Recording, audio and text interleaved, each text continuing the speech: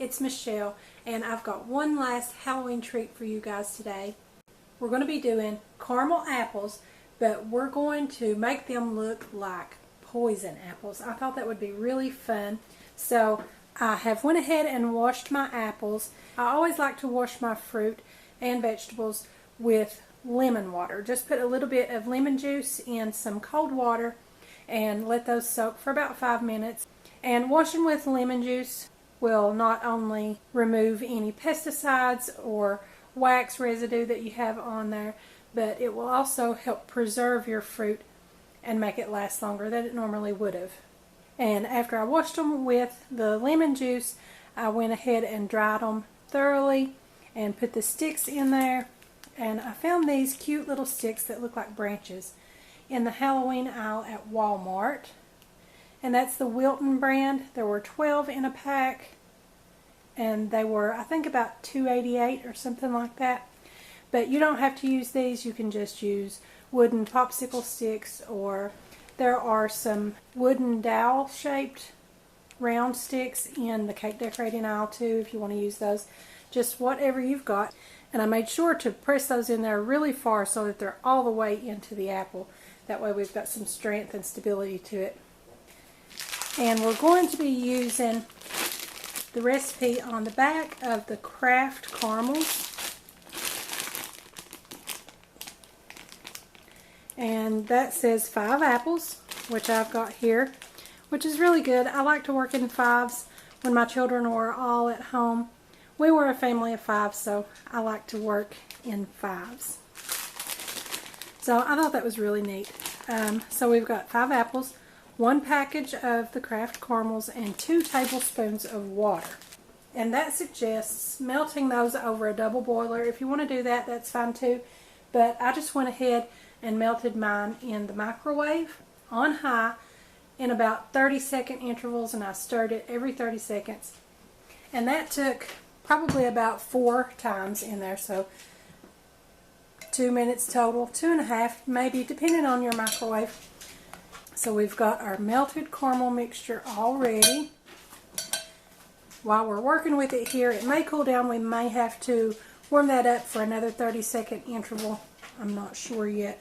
But to make that look like a poison apple, I'm going to color my caramel mixture with some black paste coloring from Wilton. I got that in the cake decorating aisle at Walmart. And I want that really black, so I'm going to use a generous dollop there. And we'll stir that up and see how black that gets it for us. Get rid of that little butter knife there. If we do have to have more, we'll have to get a new one to re-dip into that little container anyway. So let's see what we've got. And I prefer caramel apples at Halloween time. If you like candy apples, you can do that too. Just find your favorite candy apple recipe and add black food coloring to that. And I think that looks really, really black. So we're not going to need any more of that.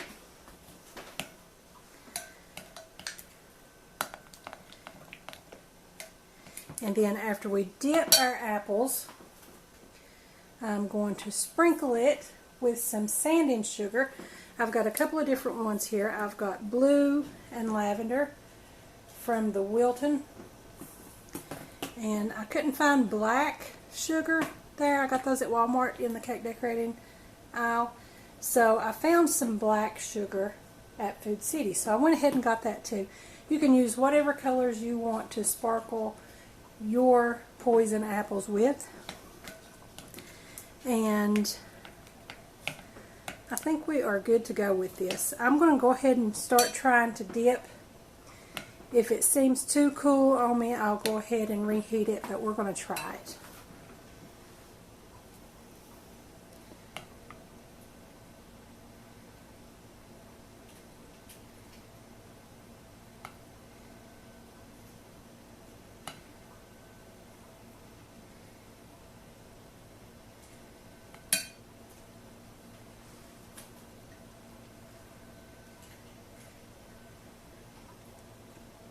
think it's actually doing very good.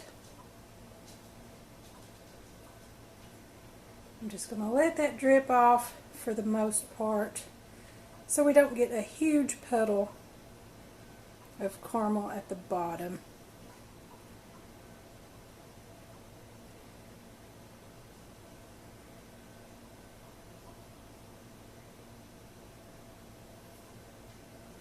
And then when that doesn't want to drip anymore, we'll go ahead and scrape that off at the bottom and set that down.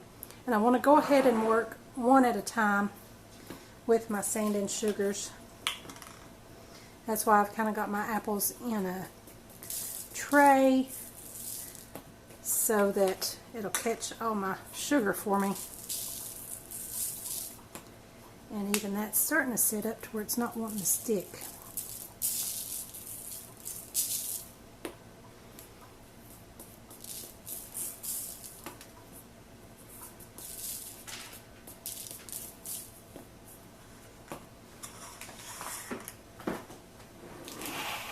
Okay. I'm going to turn my tray. We'll try to work a little bit quicker this time so that our sprinkles will stick good.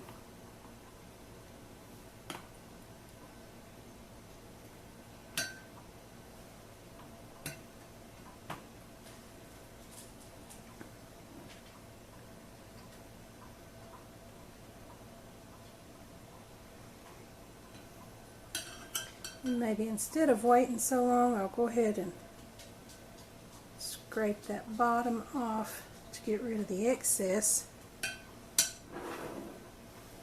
and go ahead and sprinkle.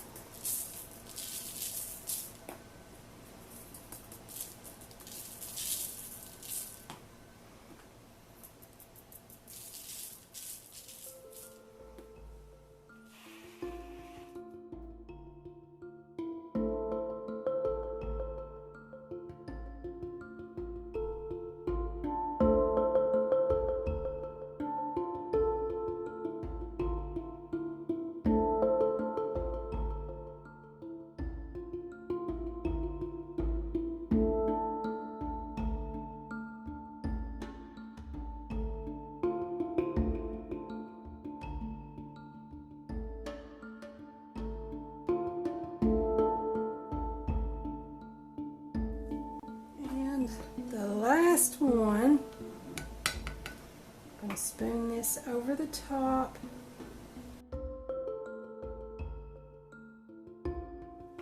And then tilt it and kind of spin it. We're getting low on our caramel mixture.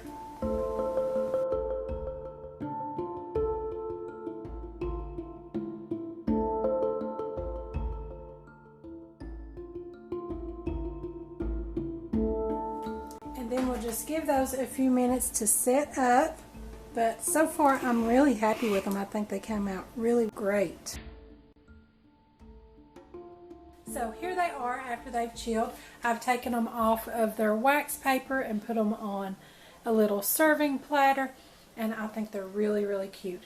One tip for you guys, as you can see, all of my sparkly sugar that I had in blue and purple and black all turned black.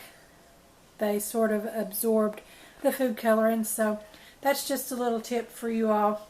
You can learn from my mistake and save the money on the colored ones, because it'll probably all end up just black anyway. So just go ahead and use only black if you want to sparkle your poison apples. You don't have to add the sparkly sugar at all if you don't want to. Just a black caramel apple is going to look spooky and poisonous all on its own, so you don't have to add the sugar. Whatever you want to do to yours. And again, you can just add black dye to a candy apple mixture. Anything that you put on your apples at Halloween, if it's caramel, if it's candy coated, if it's melted chocolate, whatever it might be, you can dye it black and make your favorite apple a poison apple for Halloween.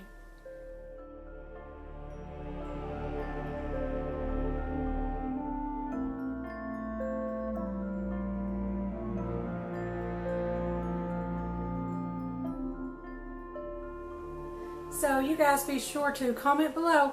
Let me know what you think of my poison apples. Don't forget to subscribe to my YouTube channel. Give me a like on my Facebook page and join our Facebook group, Crafty Minds. Follow me on Pinterest and Instagram, and don't forget to visit the blog. I'll put all of those links below, so be sure you check those out. Thanks for watching. Have a safe and happy Halloween. I'll see you guys next time.